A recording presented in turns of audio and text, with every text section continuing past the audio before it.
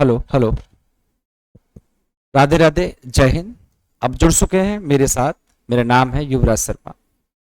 आज हम डिस्कस करेंगे प्रैक्टिस सेट नंबर 2।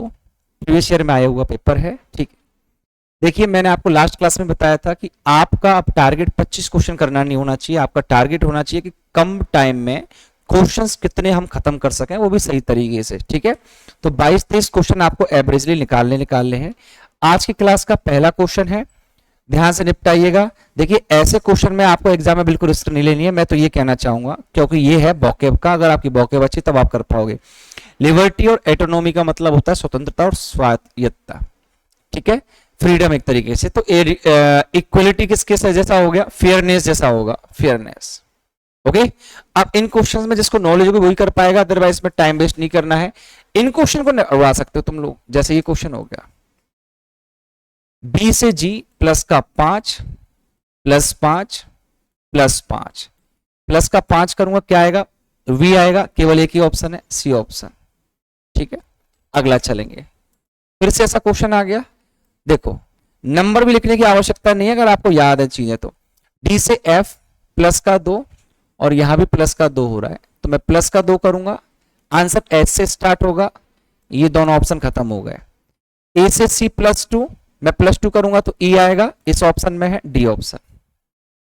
ठीक है जी, चलिए अगला देखिए। परमाणु, अणु और कोश का, ये भाई साइंस का क्वेश्चन है, केमिस्ट्री का या बायोलॉजी का। टिश्यू, इसका तो बहुत इजी है। एटॉम और मॉलिक्यूल, सेल और ट्यूटर, ये तो सबने पढ़ा ही होगा, सबको आता होगा।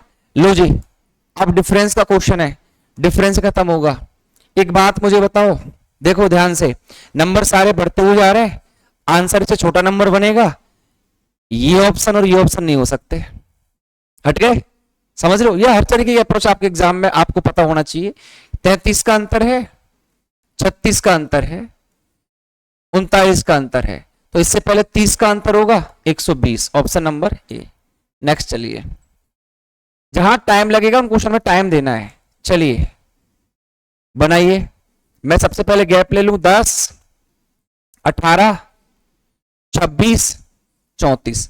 देखो 10 से 18 8 बढ़ा दिया, 34 और 8 42, 132। ऑप्शन नंबर ए इसका सही आंसर होगा। ओके, नेक्स्ट चलिए। हाँ, अब इन क्वेश्चंस में आपको टाइम देना पड़ेगा, समझना पड़ेगा चीजों को। ये है आपका स्टेटमेंट एंड कंक्लूजन। कहता है most farmers in the region depend on monsoon rains for irrigation. क्षेत्र के अधिकांश किसान सिंचाई के लिए मानसून की बारिश पर निर्भर हैं। बिल्कुल सच बात भी है। ठीक है, अधिकांश किसान इसी बात पर निर्भर भी है, ऐसा इसने स्टेटमेंट में कहा है। इसके खिलाफ नहीं जाना, आपको इसकी बगावत नहीं करनी, आपको समर्थन करना है। पहला कह रहा है क्षेत्र में उचित सिंचाई के इंफ्रास्ट्रक्चर नहीं है, तो देखिए मानसून पर निर्भर है, बारिश पर सिंचाई के लिए। इसका मतलब इंफ्रास्ट्रक्चर से इससे कोई रिलेशन नहीं है। अगर बात करता पानी से रिलेटेड तो हम इसको मानते, तो इसका तो कोई रिलेशन इससे है ही नहीं। इंफ्रास्ट्रक्चर क्या रिलेशन है इसमें? ठीक है, नेक्स्ट कहता है कमजोर मानसून कृषि उत्पादन को कम कर सकता है। ऑब्वियस सी बात है, अगर मानसून कमजोर होगा तो कृषि उत्पादन कम करेगा। सेकंड नंबर सही होगा। अगर इसमें थोड़ा रिस्क लगे तो आप मत छेड़ना इनको, ठीक है, थोड़े रिस्की होते हैं क्वेश्चंस। चलिए ये हमने कर ही लिया, आगे चलेंगे। नेक्स्ट, ओके, ये लो एक और क्वेश्चन ऐसा ही है, एक क्वेश्चन ऐसा और आ गया। द डिस्कवरी ऑफ एक्सप्लोनेट्स, मैं तो इसको हिंदी में पढ़ना ज्यादा प्रेफर करूंगा।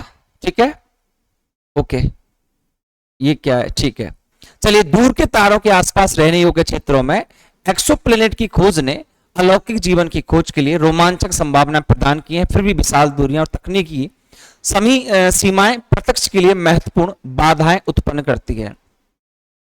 स्टेटमेंट की बगावत नहीं करनी है। पहला कह रहा है रहने योग्य क्षेत्रों में स्थित एक्सोप्लेनेट में जीवन का समर्थन करने की क्षमता हो सकती है। हो सकती है, तो पढ़िए। आसपास रहने योग्य क्षेत्रों में एक्सोप्लेनेट की खोज ने अलौकिक जीवन की खोज के लिए रोमांचक संभावना प्रदान की है। बिल्कुल स्टेटमेंट कह रहा है इस बात को, तो इसके साथ जाएंगे हम लोग। अगला कहता है वर्तमान तकनीकी रहने योग्य क्षेत्रों में एक्सोप्लेनेट का सीधे अन्वेषण करने के लिए अपर्याप्त है।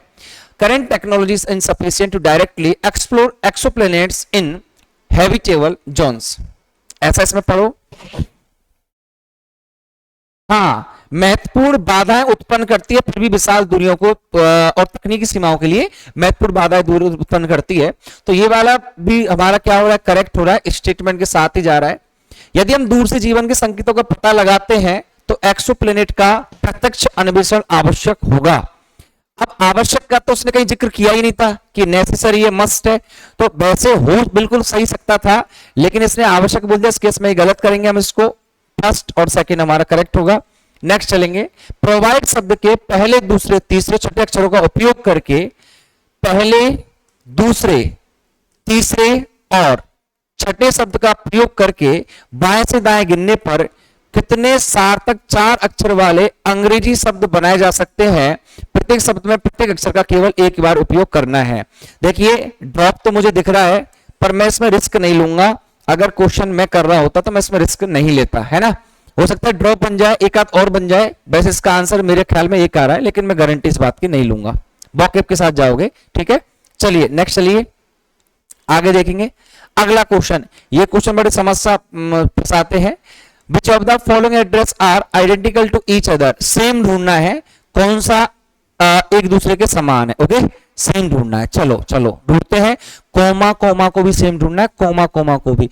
सबसे पहले राजीव चौहान 3/5 देख लो। राजीव चौहान 3/5 पहले में सही, दूसरे में अलग हो गया, तो ये तो हमारा हट गया, ये तो हमारा हट गया। तो पहला हट गया, इसका मतलब पहला जिसके साथ दे रखा है वो सेम नहीं होगा। चलिए आगे चलेंगे। अरे अगला देखिए, अब इन पहले को तो हटा ही दो, दूसरे, तीसरे, चौथे में सिमिलरिटी देखो। 3-5 3-5, lotus enclave, lotus enclave, lotus enclave, Kanpur Kanpur Kanpur. Okay, ये देखिए 4 नंबर वाला भी गलत हो गया, बिकॉज 0-2 आ गया, है ना। तो अगर 4 नंबर गलत हो गया, इसका मतलब 4 यहां दे रखा है, ये भी गलत, यहां दे रखा है, ये भी गलत। 2 और 3 पूरा नहीं चेक करना, ठीक है। चलिए नेक्स्ट, स्टेमिना शब्दों के हर एक अक्षर को अल्फाबेटिकल ऑर्डर बोलते हैं, असेंडिंग ऑर्डर में लगा दिया जाए तो नए बनने वाले क्लस्टर में बाईं ओर से पहले अक्षर और दाईं ओर से चौथे अक्षर के बीच इंग्लिश के कितने अल्फाबेट अक्षर होंगे। ये क्वेश्चन बहुत बार पूछे गए, याद रखना। स्टेमिना को AA, फिर क्या लिखेंगे हम, IMNS और T। 3 और 4 7, 3 और 4 7, बिल्कुल सही है। अब इसने बोला है कि बाईं ओर से पहला अक्षर और दाईं ओर से चौथा अक्षर A और M।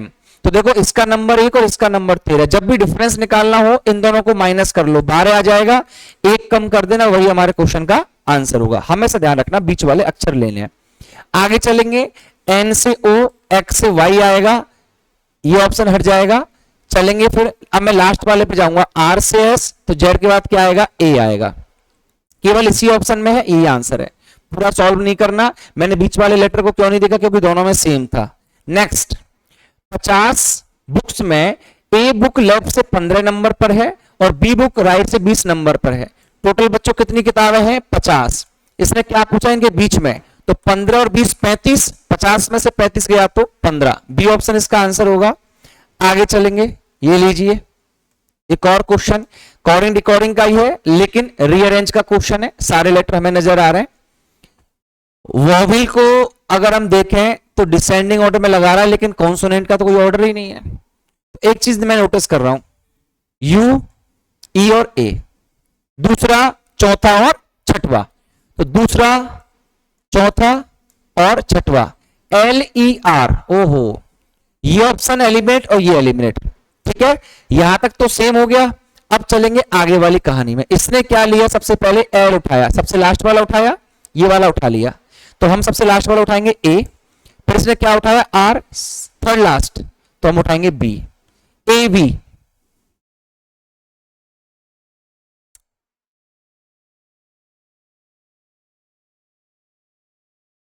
एज, अच्छा ये रहा ना, ए बी दे तो रखा है, ठीक है। नेक्स्ट चलिए, 15 नंबर, ये तो सब कर सकते हैं, TDS, GST, वेट, DNA।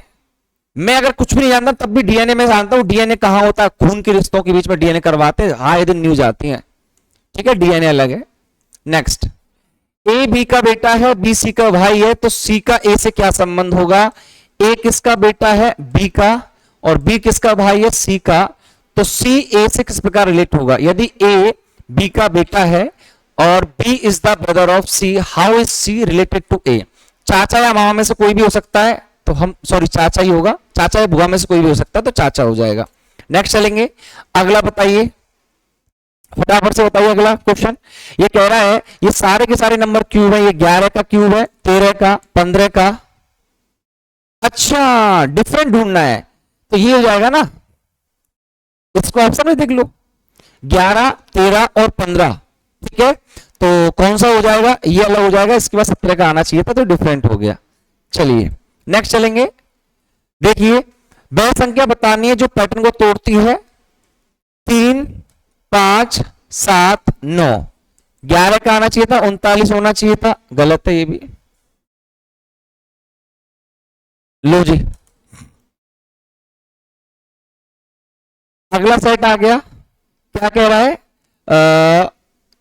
ठीक है, माउस, माउस को लिखा है 45291, रेड को लिखा है 6786, किसका पूछा, स्टोर का। ऐसे क्वेश्चन में हमेशा फिक्स कोडिंग का क्वेश्चन होता है, ऊपर से लेटर उठाने हैं आपको, स्टोर, तो स्टोर को उठाओगे तो आगे से फिक्स किया जाता है, हमेशा ये भी ध्यान रखना है इनको, ठीक है। स्टोर को उठाओगे 9, फिर टी को उठाओगे तो 6, 9 और 6, ये ऑप्शन हट गया। फिर उठा लो ओ के लिए, दूसरे नंबर पर आ रहा है ओ, 9, 6 और 5, ऑप्शन ए हो जाएगा। बहुत सिंपल क्वेश्चन है ये। चलेंगे आगे, $7 3 को 58 लिखा है, $6 2 को 40 लिखा है, केवल कैलकुलेशन में बेस्ड है। 7 और 3 अगर मैं इन दोनों को गुणा करूंगा, 7 3 21, 21 दूनी 42, उससे नहीं बैठेगा। अगर गुणा से नहीं बैठे तो दोनों को स्क्वायर करो या क्यूब करो, सीधा सिंपल सा तरीका, कोई नंबर एकदम से बड़ा हो जाए किसी भी टॉपिक के अंदर जहां पैटर्न कैलकुलेशन का हो। स्क्वायर का सम करूंगा 58 आ रहा है, स्क्वायर का सम करूंगा 40 आ रहा है, तो स्क्वायर का सम करूंगा 26 आएगा, ए ऑप्शन इसका परफेक्ट आंसर होगा। नेक्स्ट चलेंगे, एक लड़की की ओर इशारा करते हुए महिला ने कहा, आपको किसी लड़की की तरफ इशारा नहीं करना है वरना ये गुनाह है, इसकी सजा है, कानून बना हुआ है इसके ऊपर है। एक लड़की की ओर इशारा करे, एक महिला ने कहा कि वह लड़की जो है वो मेरी माँ की इकलौती बेटी की बेटी है। तो वो महिला कह रही है कि ये लड़की जो है वो मेरी माँ की इकलौती बेटी, मैं स्वयं की बेटी है, तो मेरी बेटी है ये। तो लड़की का महिला से क्या संबंध होगा, तो बेटी लगेगी, सिस्टर क्यों लगेगी, क्या बोला इसने। एक लड़की की ओर इशारा करा और महिला क्या कह रही है कि वह जो लड़की है वो मेरी माँ की इकलौती बेटी, तो मेरी माँ की इकलौती बेटी स्वयं हुई की बेटी है, तो मेरी बेटी हुई, तो लड़की उस महिला की क्या लगती है, बेटी लगेगी। नेक्स्ट, महिला कहती है इस आदमी की बेटे की बहन, किसी आदमी की बेटे की बहन मतलब उस आदमी की बेटी मेरी बेटी है, मतलब वो महिला उस आदमी की क्या लगेगी, पत्नी लगेगी। अरे यार ये भी क्वेश्चन है क्या। दो संख्याएं 7:9 में है तो उनका योग 128 संख्याएं क्या होंगे। अगर 7 और अनुपात 9 में है तो देखिए 7 का मल्टीपल आना चाहिए, ये ऑप्शन नहीं होगा। अगला नंबर 9 का मल्टीपल आना चाहिए, ये ऑप्शन नहीं होगा, ये नहीं होगा, ऑप्शन नंबर बी हो जाएगा। ठीक है, चलिए नेक्स्ट चलिए। 16 + 11 बराबर ए है तो ए की वैल्यू 27 कर दो और बी की वैल्यू क्या कर दो, 1/9। अब इसने बोला है a% बी, दैट मीन्स 27 गुणा 1/9 माइनस का 1, 3 एकम 3 माइनस का 1 बराबर 2, a% बी 2 आ जाएगा। सिंपल क्वेश्चन था, आज की क्लास का लास्ट क्वेश्चन। 28 और 22 के सम को 50 हो जाएगा, 50 को 8 से गुणा करना है, 400 आएगा, ऑप्शन नंबर बी। ठीक है, जुड़े रहिए मेरे साथ ऐसे ऐसे बेहतरीन बेहतरीन सेशन के साथ, और मुझे लगता है कि ज्यादा टाइम लगा नहीं होगा मेरे अंदाजे में। ठीक है, लगभग आपको 13-14 मिनट में पेपर सॉल्व हो गया। जो क्वेश्चन स्किप करने वाला उसको स्किप करना चाहिए, टाइम वेस्ट नहीं करना है, कम टाइम है। ठीक है, बाकी नेक्स्ट क्लास में मुलाकात करेंगे, तब तक आप अपना ध्यान रखेंगे। जय हिंद, जय भारत।